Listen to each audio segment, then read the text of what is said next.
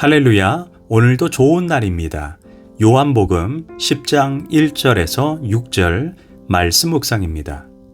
오늘은 하나님의 음성을 듣는 삶이라는 제목으로 말씀을 나누도록 하겠습니다. 여러 목자가 각자의 양들을 데리고 와서 푸른 초장에서 풀을 뜯게 합니다.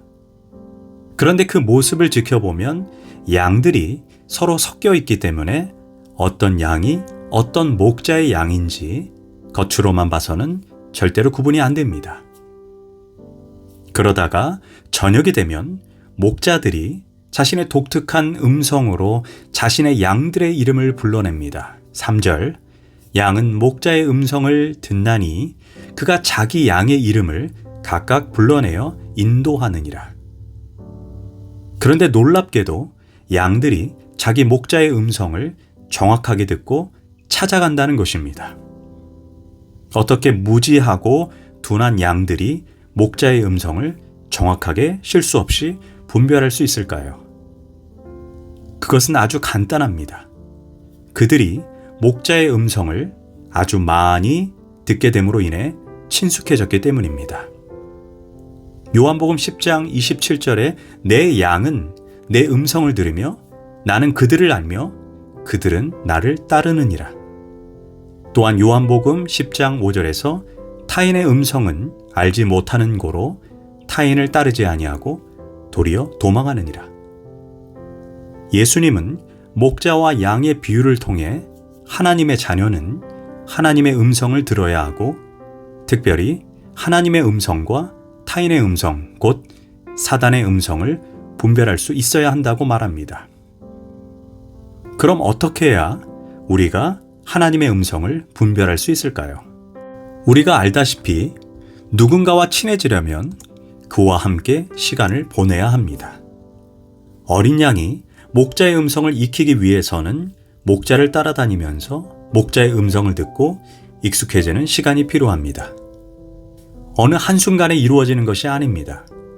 마치 아기들이 엄마의 음성을 듣는 것과 비슷합니다. 아기들은 엄마가 보이지 않거나 엄마의 음성이 들리지 않으면 금세 소리내어 울기 시작합니다. 그런데 옆방에서 엄마의 음성이 들리고 자기를 부르는 소리를 들으면 금세 안정감을 느끼고 울음을 그치게 됩니다. 그때 다른 여자의 음성이 들리면 어떻게 됩니까?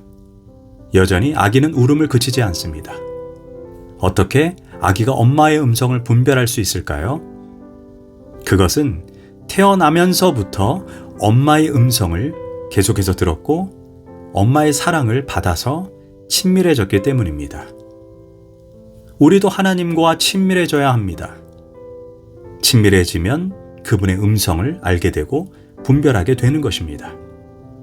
그럼 어떻게 해야 하나님의 음성을 듣고 올바르게 분별할 수 있을까요? 첫째, 우리가 성경을 통해 하나님의 음성을 들어야 합니다. 하나님은 성경을 통해서 당신의 뜻, 당신의 소원, 당신의 계획, 당신의 비전을 문자로 다 기록해 주셨습니다. 이것보다 정확한 것은 없습니다. 불필요하게 상상하거나 추측할 필요가 없는 것입니다. 그런데 중요한 것은 오늘날 하나님의 음성을 들으려고 하는 사람들이 정작 하나님의 말씀을 잘 모른다는 것입니다. 문제는 성경을 잘 모르면서 하나님의 음성만 들으려고 합니다. 교회 나온 지 얼마 되지 않은 사람들도 하나님 음성 듣는 세미나에 참석합니다.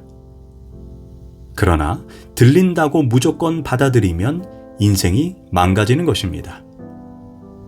왜 첫사람 아담과 하와가 저주를 받았습니까? 하나님의 음성과 사단의 음성을 잘 분별하지 못했기 때문입니다. 창세기 3장 1절은 말합니다. 뱀은 야훼 하나님이 지으신 들짐승 중에 가장 간교하니라. 뱀이 여자에게 물어 이르되 하나님이 참으로 너에게 동산 모든 나무의 열매를 먹지 말라 하시더냐. 여기에서 사탄은 하와가 하나님의 말씀을 제대로 알고 있는지 확인하기 위해 간교하게 질문합니다. 그러자 하와가 이렇게 답합니다. 동산 나무의 열매를 우리가 먹을 수 있으나 동산 중앙에 있는 나무의 열매는 하나님의 말씀에 너희는 먹지도 말고 만지지도 말라. 너희가 죽을까 하노라 하셨느니라.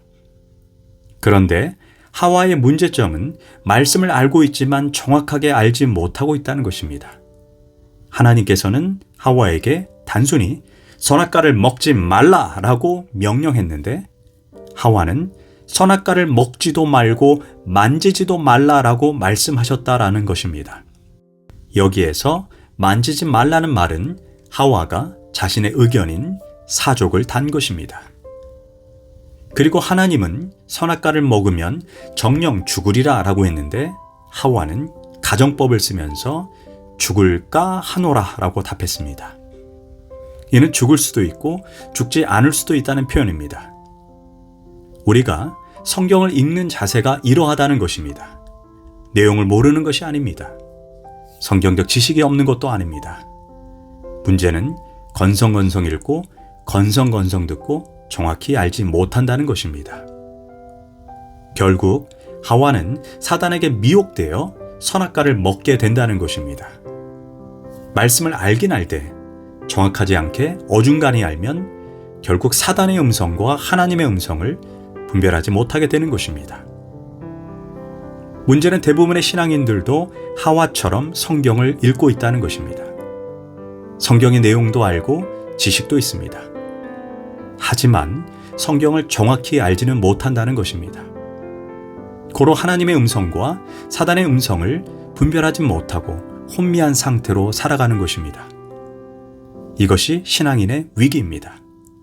그래서 우리는 하나님의 말씀을 알 때 정확히 알아야 하고 정확하게 공부해야 합니다. 둘째, 우리가 성령을 통해서 하나님의 음성을 들어야 합니다. 예수님께서 우리에게 주신 가장 큰 선물이 보혜사 성령님이십니다. 예수님께서는 제자들에게 내가 너희를 떠나가나 아버지께 부탁하여 나 대신에 보혜사 성령을 보내주시겠다라고 말씀했습니다.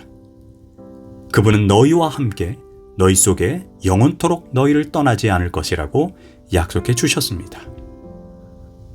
문제는 얼마나 많은 신앙인이 자신 안에 계신 성령님을 인식하지 못하고 신앙생활을 합니다. 그분의 별칭이 보혜사입니다. 보혜사는 원어적 의미가 우리를 도와주시기 위해 옆에 계신 분이라는 뜻입니다. 우리가 그분께 도움을 구하고 그분의 지혜를 간구하고 그분과 매 순간 교제할 때 우리를 가장 올바른 길, 진리로 인도해 주십니다. 중요한 것은 성령의 감동, 성령의 음성이 처음부터 들리는 것이 아닙니다. 마치 우리가 육체적인 근육을 키우듯 영적인 근육을 키워야 합니다. 그렇다면 영적인 근육을 어떻게 키워야 할까요? 성령님과 끊임없이 대화하는 훈련을 해야 합니다. 그 대화가 바로 기도입니다. 우리는 골방에서뿐만 아니라 삶의 모든 자리에서 우리의 의식을 일깨워서 성령님을 의식하면서 매 순간 그분의 도움을 요청해야 합니다. 성령님, 제가 이것을 어떻게 해야 하나요?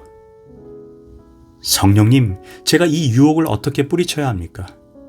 나를 화나게 하는 직장 상사와 직장 동료들에게 제가 어떻게 대해야 할까요? 이렇게 성령님과 끊임없이 교제하다 보면 어느덧 우리의 영이 매우 날카로워집니다. 사도행전 8장에 빌립 집사님이 나옵니다. 사도행전 8장 26절에서 주의 사자가 빌립에게 말하여 이르되 일어나서 남쪽으로 향하여 예루살렘에서 가사로 내려가는 길까지 가라. 그 길은 광야라.